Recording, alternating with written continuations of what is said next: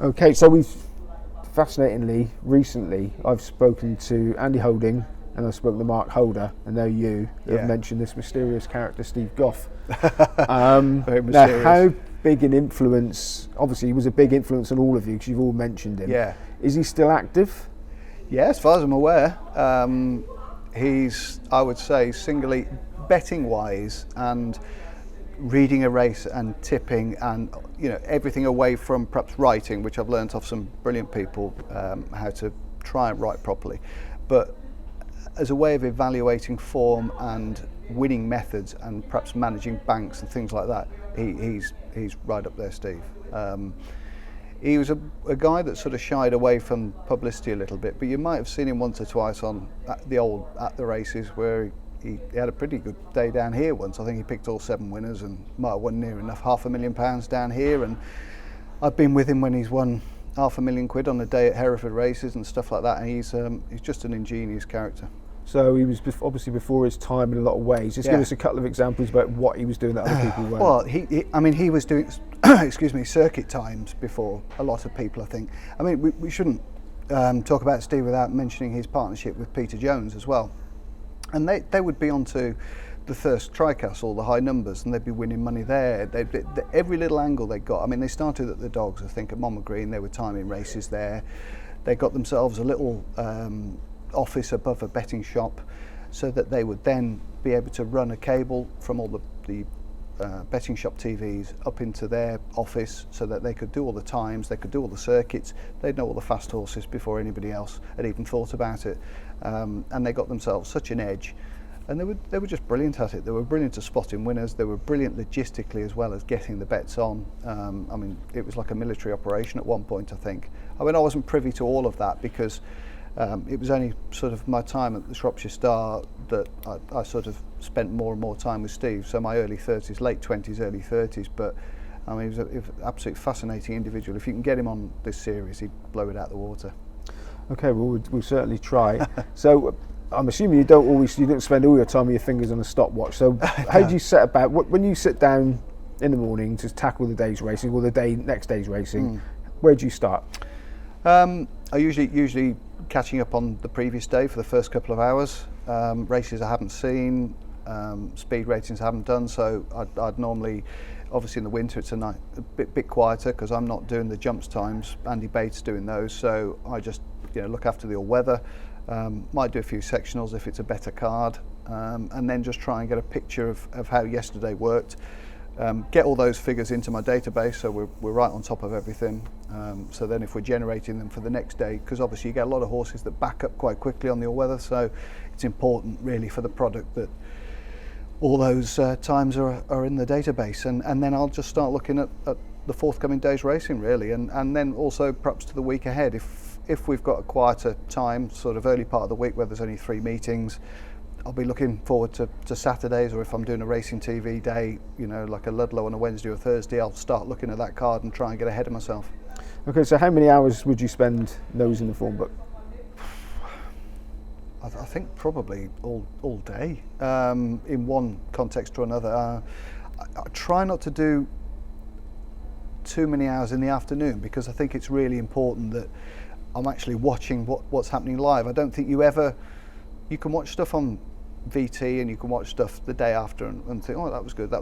But I think those first impressions sometimes really do shape how you think about a horse. I remember seeing Footpad jump round his novice chase debut, and I just thought, wow, straight away. Now, I might well have thought that on the Monday after the Sunday when he made his debut, but they're just occasions where you see a performance that just takes your breath away, and you think, yeah, okay, I almost don't need to watch that again. That was that good, and I've watched it that closely. So I think sometimes if you're watching racing the day after and catching up on it, you find yourself a little bit easily distracted, thinking, oh, I just need to do that, or I just should be doing that while that's on, and you're perhaps not as focused as you should be. But I think with all the videos that are open to everyone now, that's the biggest change really in the last 10 years, that you can just watch every race at the click of a mouse, and there's no excuse really for not seeing as much as you can. Right, so we've talked about all the work that goes into it. We've talked about your speed figures, we've talked about your form study. How successful a punter are you?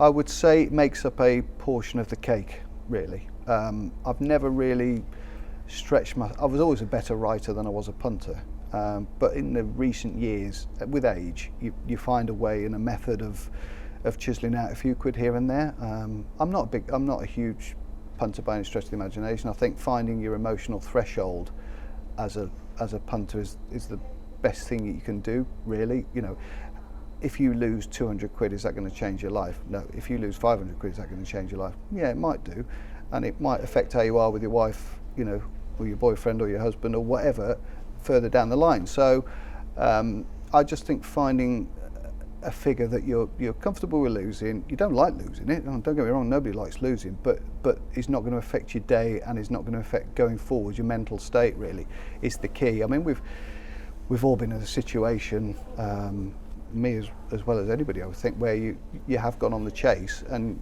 you're still finding yourself punting figures on a Friday night at Dundalk, which you really shouldn't have been punting at 2 o'clock on a Friday afternoon anyway.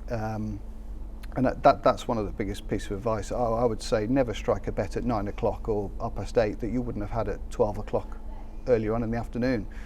You know, if you're just ticking away and you're betting to the same levels all through the day, and you're happy with your selection process, then if that's showing a profit for the previous 12 months, there's no reason why it shouldn't show a profit for the next 12. But if you then suddenly start going like that with your stakes, that's just asking for trouble. So bank management's the most important thing, I think. Okay, so have you never considered going professional, just being a punter? I've been fortunate that I've never had to, really. I know a lot of people would say, well, you know, if it's so easy picking winners, then why haven't you? But I think there's different skills. Certainly you can be a good analyst and you can be a dreadful punter, and the other way around. You can be a brilliant punter and you don't necessarily have to read a race particularly well, but you might just fancy 2 or 3 in the race, and you might know the best way, whether it be on a spreads, whether it be laying the favourite. Some people have got that intuitive manner that they can just see an angle in a race. Steve Goff, John Babb, who we'll perhaps talk about, Andy Holding to an extent, they can just see a way of getting profit out of a race, and I don't know whether you can learn that. I think some of that is just born within you, you know what I mean, if that makes any sense. I see that a bit more now, but that's only because I've been doing it for so long, and if you do a job for so long, if you don't get any good at it, then you should pack it in, really. I know, have you got like a team of men around betting shops to get Sam's stake on? I mean, you know, there's a lot of people will say, "Oh, we really struggle to get on with this and that," and I'm lucky in some respects because of writing for the paper. I think I've been afforded a little bit more leniency by 1 or 2 firms. I've had plenty of accounts shut. You know, don't get me wrong. There is that does happen. I say plenty of accounts.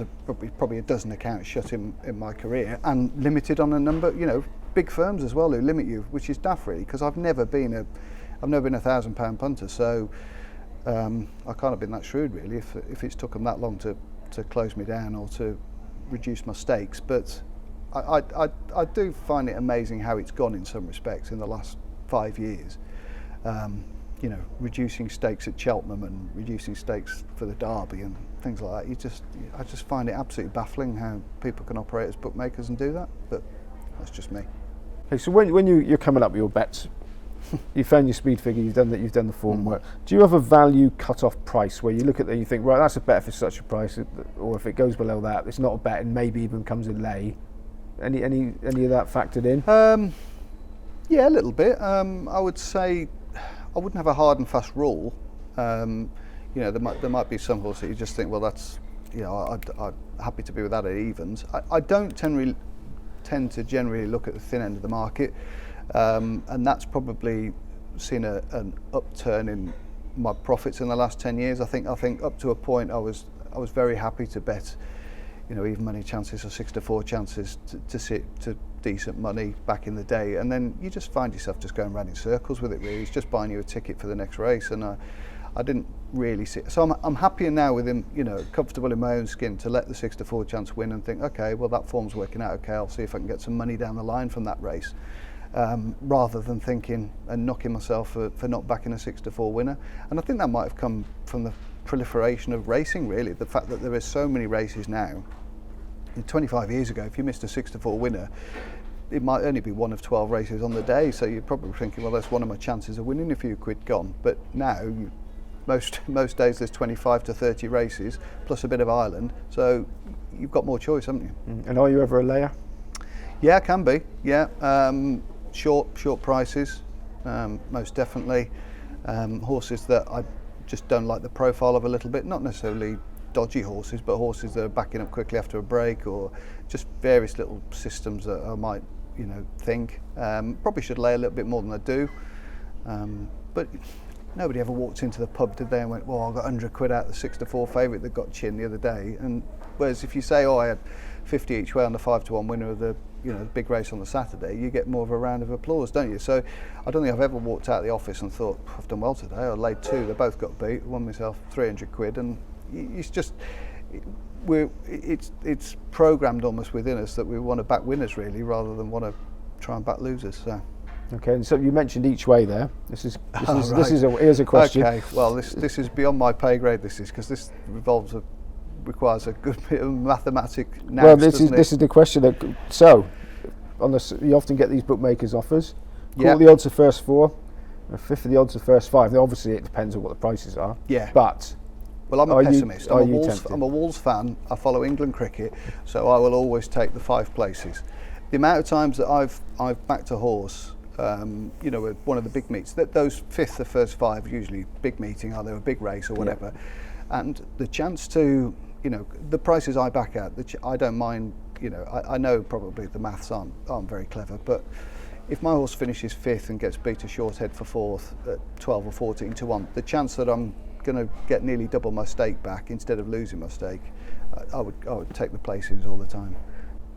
So anyone that's actually worked out the odds of a horse finishing 5th in a big handicap, please message us in and we'll find out who's right. And I've had plenty who finish 6th as well.